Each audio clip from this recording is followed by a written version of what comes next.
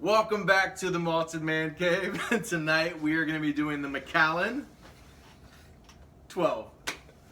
So a little bit about Macallan, and actually, I don't even need to introduce you anymore because now you're officially part of the show.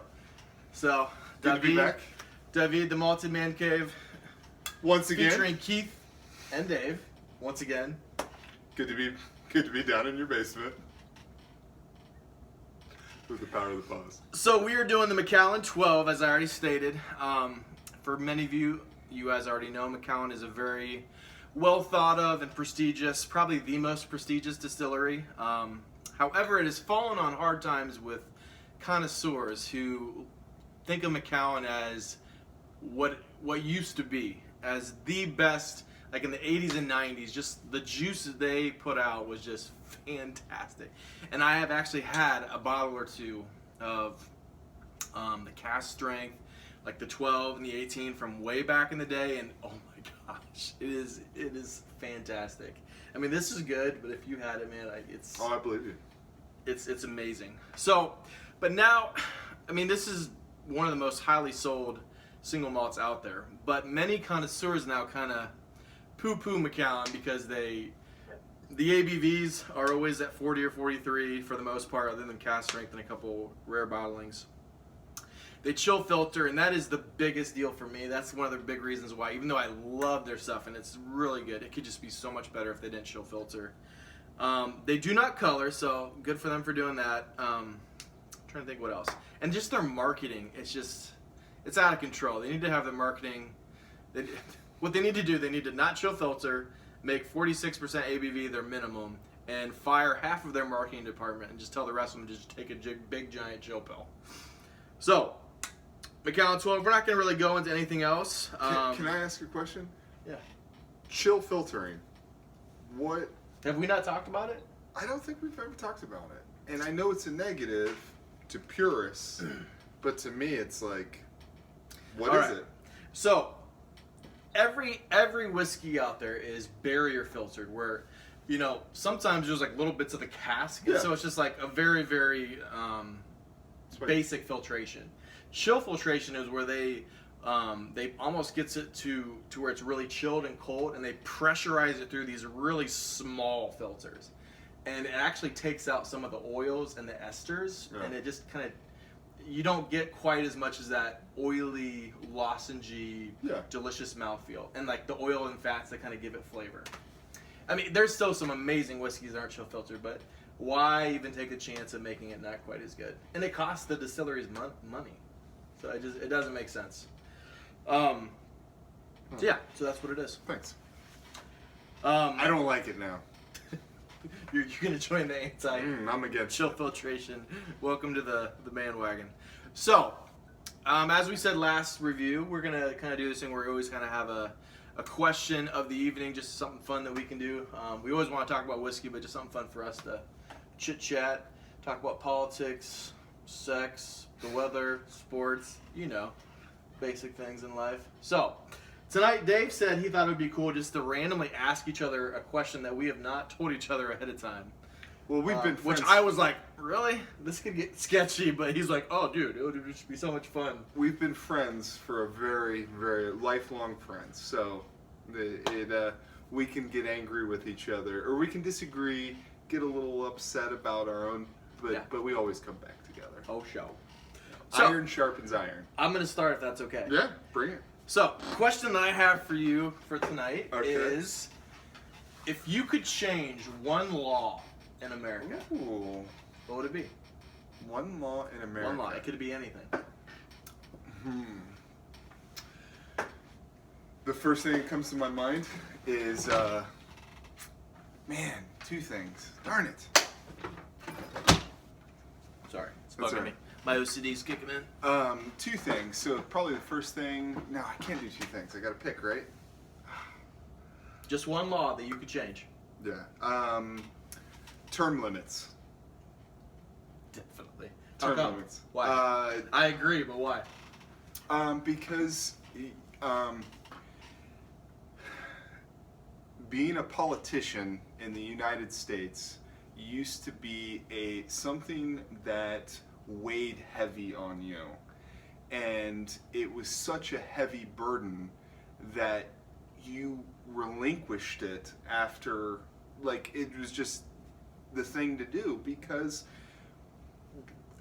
younger, brighter minds for it just, and now, Just to be clear, so you're saying we should implement term limits? definitely. That's what I thought, There should and be I term agree. limits, and there should be no career politicians. Yep. So that would be my one thing. Yeah, that's a Man, good that's one. a good question for me.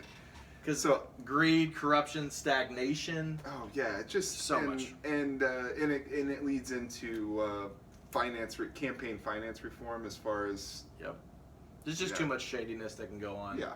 Without, I totally agree. So I don't know why. I know why, because they're the ones that are voting for. Oh, yeah. For the Yeah. no, we're not. What term limits? Yeah, yeah, and whenever they're voting for like anything, it's for us. It's not like the healthcare plan. Yeah.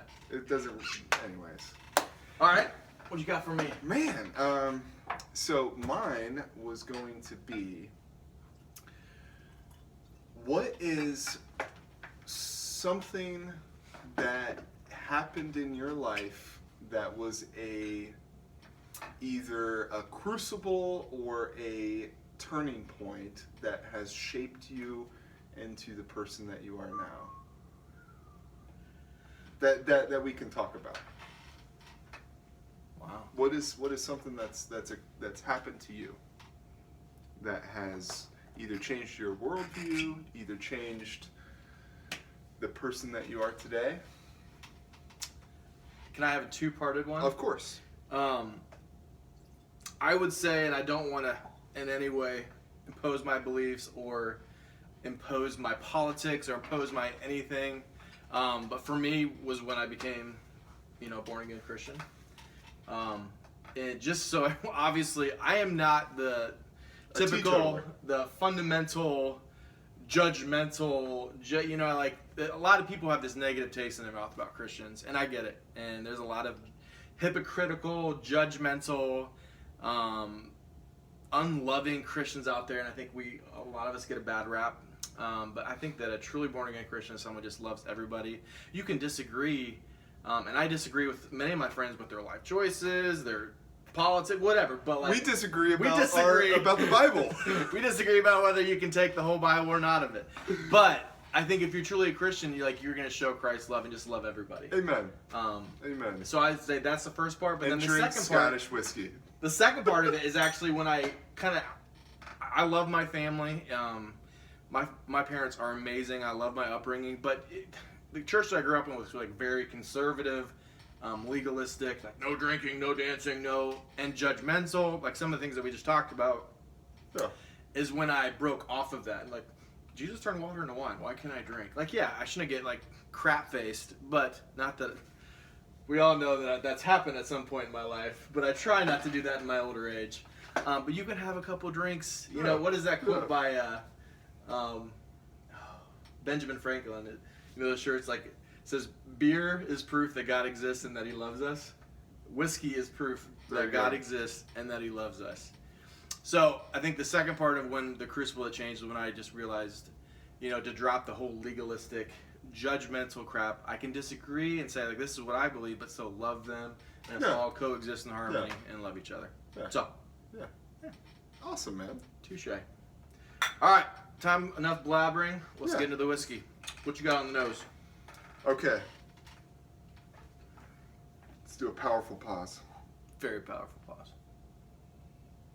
Like I talked to you about, so the first thing, because this is a sherried whiskey, the first thing I noticed is the sherry scent to it.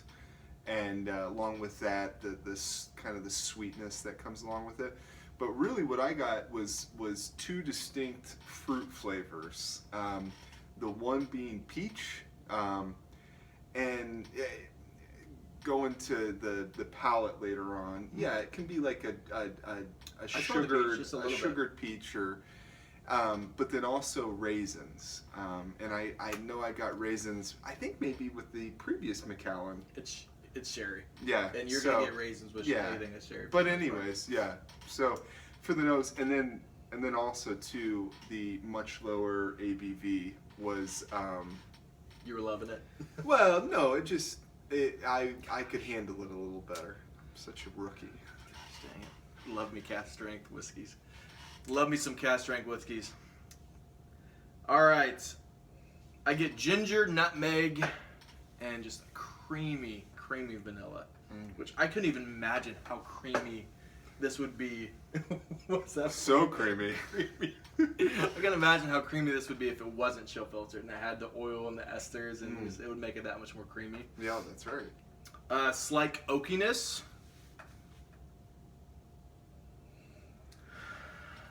Hints of, it's not real strong, but a little bit of milk chocolate, just barely there, and oranges.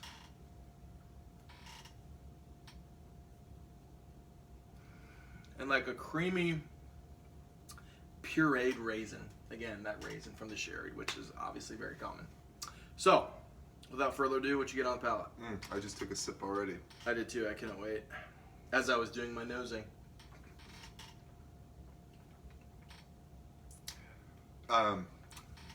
Vanilla, like what you just said. There's this men's cologne and it's called Raw Vanilla, and I almost want to. You can wear that, right? Yeah. Yeah. Anyways, I get laughed at it, but once you smell it, you'll never. This go may back. sound gay, but I remember like really thinking that smelled good. Oh, it smelled so good. It smelled, yeah. Anyways, this reminded me of it. As soon as I tasted it, that vanilla, and it's subtle bring that vanilla. back, man. I know, right? And then going back to the fruitiness of the apricots, and you asked me if what was it, apricot marmalade or Yeah. Yeah, and it's like a jam. Like a jam, yeah. And then red wine. I'm getting red wine as I drink it, and it's more of the. It's almost like the smell is the taste of red wine. Anyways. Like you get when you're doing your wife's dishes. Yeah, when I'm doing my wife's dishes.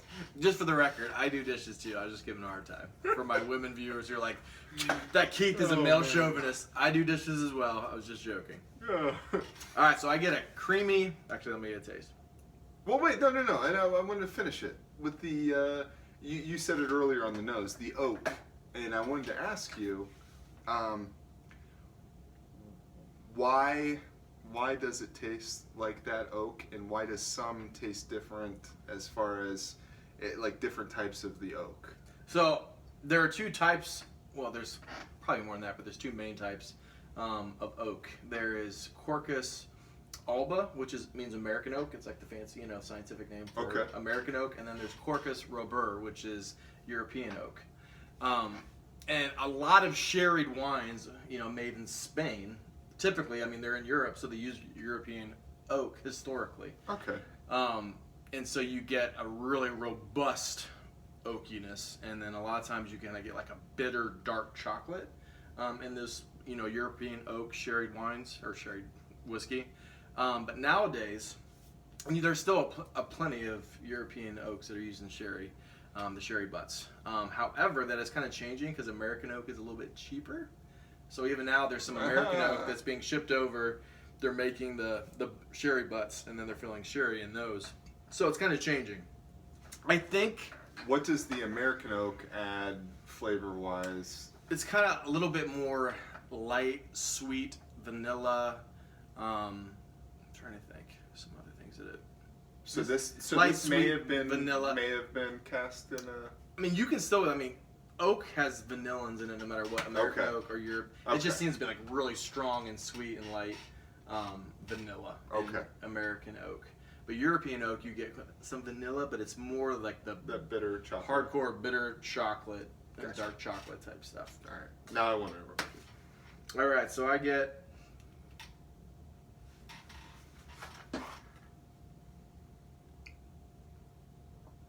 creamy oatmeal and raisins.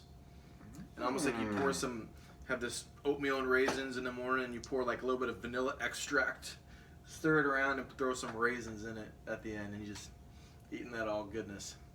I told him before the review, when we were, kind of nosing, tasting ourselves, I was reading some of the notes that I got, and I had creamy. I always know when I've had a little bit to drink when I was doing my my tasting notes because I get really poetic and like a lot more. I was like creamy oatmeal and raisins with a touch of vanilla extract and raisins. So, anyways, like it. allspice and figs, and then again that Macallan note that Macallan is famous for, that slight rubbery and flint notes that on the palate for me it slowly fades, and again to the ginger and nutmeg. So lastly, what you got on the finish? Finish for me, longish again, but I felt like it was changing a lot. Like, was that the Macallan that? Man, I need to go back and watch my own reviews. Addition to? Yeah, that I felt like it was kind of adapting. Okay, so this standalone, I felt like the finish for me changed very distinctly. It ranged from raisins and peaches, that kind of thing, to going to honey, and then lastly, and I hadn't gotten this yet, but it was kind of a banana nose finish to it, and it was good. I enjoyed this.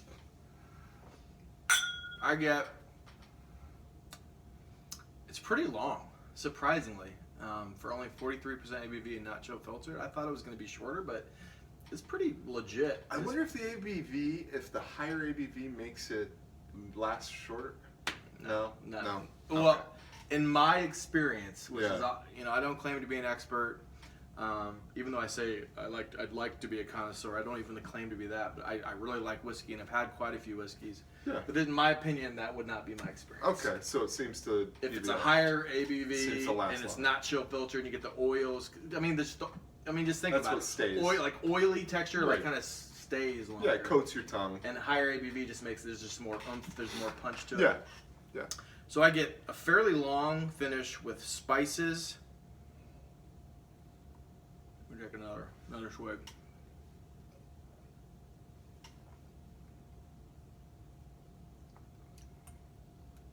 Cream, and again that raisins that you get from the sherry. So, I know Macallan gets a bad rap, and there's a lot of other distilleries that I actually enjoy better, like Springbank and Glendronach, Balvenie. But this is a very legit dram for me. I wish it was higher ABV. I wish it wasn't chill filter, but this is really good stuff. They actually did a really good job of just putting this in a good sherry cask and letting it go the whole distance for the whole 12 years. So, Malted Man Cave, Mark, what did you get? Okay, so before Keith poured this, he's like, "I think you're gonna like this one," and he was right. I thoroughly enjoyed. Yeah, cold filtering aside, everything. I'm gonna give this, I believe, my highest Malted Man Cave mark of a 93. Wow. I told you you'd like this. Yeah. Because there's yeah. lower ABV. Yeah, I just felt like it was more of like. It's in your wheelhouse, right? Yeah, it was less of me trying to get over the ABV and then taste something. And for anybody that is getting into whiskeys Scottish whiskeys for the first time, this would be a good one to start off with. You don't need to water it down. I didn't feel like I needed to get the notes and the flavor that I got from. I didn't feel like I needed to, and I didn't feel like I needed to be coached up by Keith as well. Sometimes I ask him, like, is there certain things I should be looking for? Because it's hard to discern early on. So this was a nice and easy for a novice. So for me, Malted Man Cave Mark is an 88 out of 100. Oh. But this is probably more like an 89 or a 90. I am just basically saying a lower score because Macallan, make this a higher ABV, at least 46. Dave can still stomach it at 46, or he can water. He can put water in it. And stop chill filtering. You guys have a great product. Just chill with the marketing, 46% ABV, and stop chill filtering. I'm pretty sure Macallan's going to get on to I guarantee the you, malted man. with all 80, I need to change this review. all 88 of my subscribers are subscribers. Everyone write a letter. Get your torches and pitchforks. Macallan, you will listen to me. Keith Clark in Springfield, Ohio at the Malted Man Cave. They're like, yeah, we care. You're not. So, anything else you want to say about this? No, it's been a good time. All right. Let's launch it.